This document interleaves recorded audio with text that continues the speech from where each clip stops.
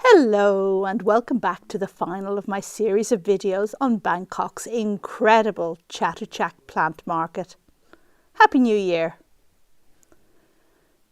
We've already looked at Cacti and Caudex plants. We've looked at Aroids and a variety of unusual and variegated beauties. These previous 3 videos are linked in the video description down below.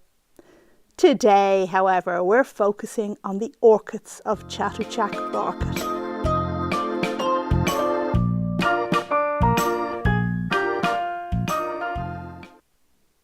Welcome to this video about the orchids of Chatuchak plant market in Bangkok.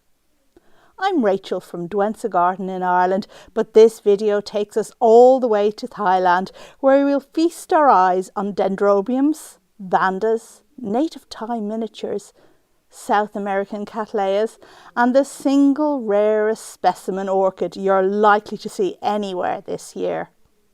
So let's get on with the video. We're starting with the Dendrobium orchid. Dendrobium is an enormous genus distributed all over Asia and Australasia, containing more than 1,800 species. There are evergreen and deciduous dendrobiums, and among the most common ones grown in the home environment would be the Dendrobium bigibbum, often known as Dendrobium phalaenopsis, whose hybrids we're looking at here. The best known deciduous varieties are hybrids of Dendrobium nobile. Dendrobium orchids are known for their cane-like stems. In some, these are plump and succulent, but in other dendrobiums they can be thin and desiccated, especially with the deciduous varieties which flower on bare stems. I would say that sumptuous, often fragrant blooms on shriveled, pendant stems is a look that is not appreciated by everyone.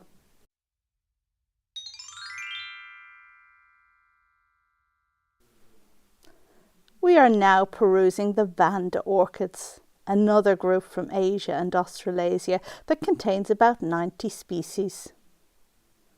Vandas are recognisable by their long dangling roots, belaying their epiphytic nature. Many epiphytic orchids are grown in pots in the home environment, but vandas are generally not. Many are big plants with a copious number of roots. If you grow vandas, it's because you embrace the beauty of those roots and have the space to grow them. As there is no pot or tree to trap moisture in less humid climates, plants must be watered daily.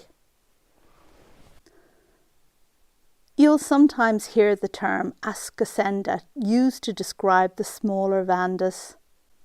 This term refers to man-made crosses between vandas and a genus that was subsequently subsumed into the Vanda genus. Nowadays, the ascocendas are correctly known as vandas.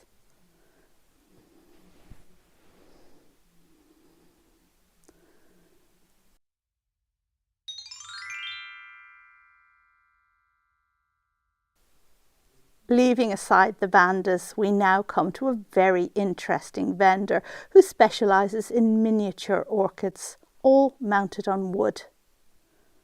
We zoom past some bulbophyllums from the trias section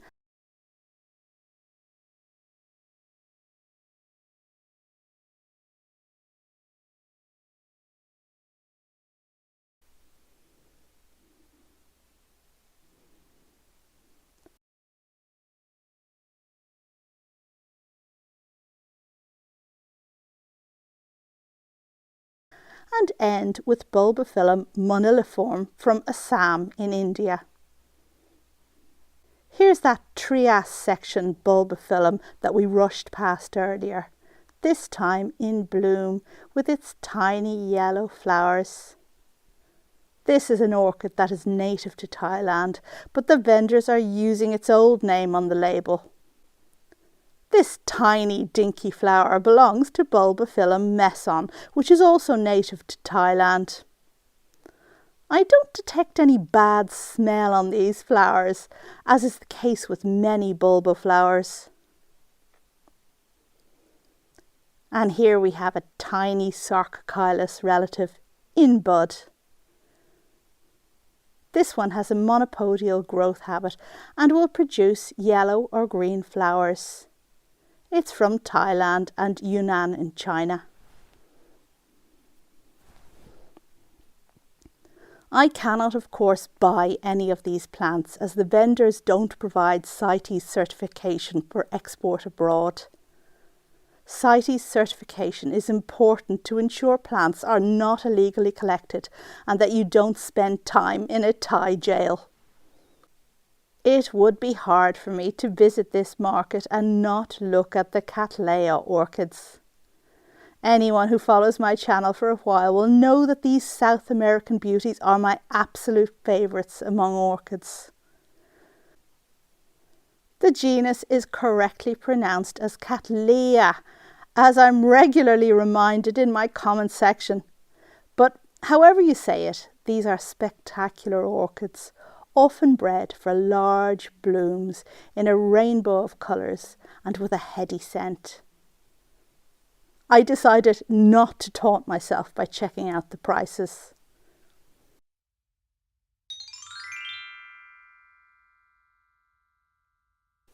And if you're looking for beautiful pots for any of your cattleyas, then look no further. There are plenty of fancy clay pots here on offer.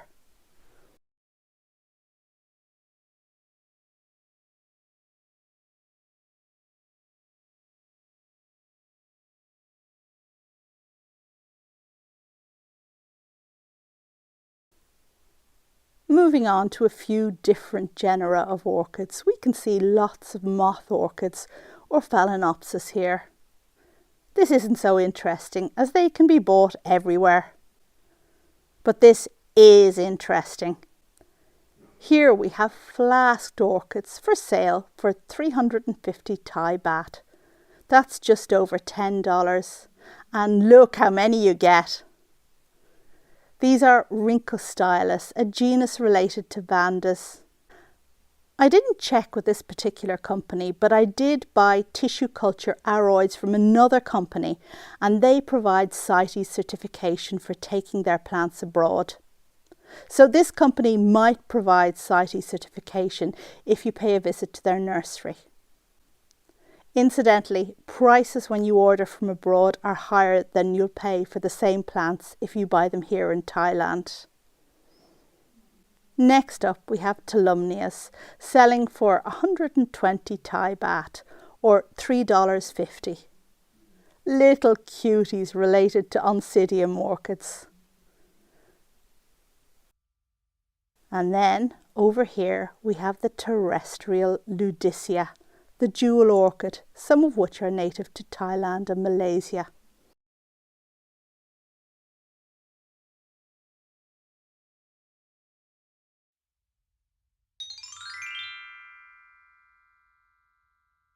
And then I saw it across a crowded marketplace. To coin a romantic analogy, as it were, my heart was totally smitten. Look at this most amazing of plants. What is it, I hear you ask? Is it a Vanda? Oh, no. This is an enormous plant in the wild, and we're looking at the smallest propagation that can be made from such a giant. So let's just step aside and take a look at what this enormous plant looks like when it's not the tiniest of tiny propagations in a pot in the Chatuchak market. This is, of course, Grammatophyllum, a genus that includes the largest orchid in existence and one of the longest blooming species in existence.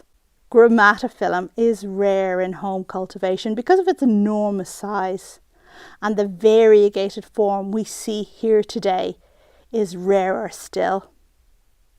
Just look at these amazing leaves. For those who complain how orchid hybridization neglects foliage too much, just take a look at this.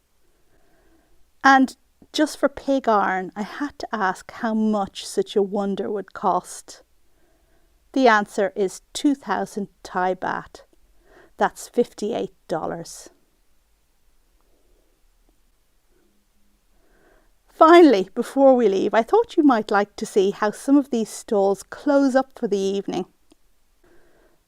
This is the produce from the stall we just looked at, put to bed for the night. Thailand must have a very honest population indeed.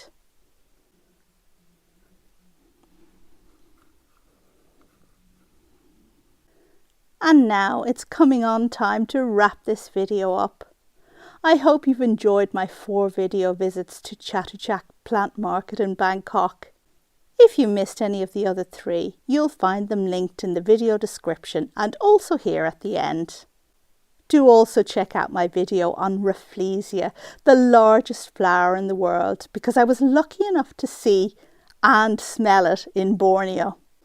And finally, do check out my video on plants in a 130 million year old rainforest in mainland Malaysia, all linked in the description below. So thank you as always for watching, and I'll see you on the next video. Goodbye.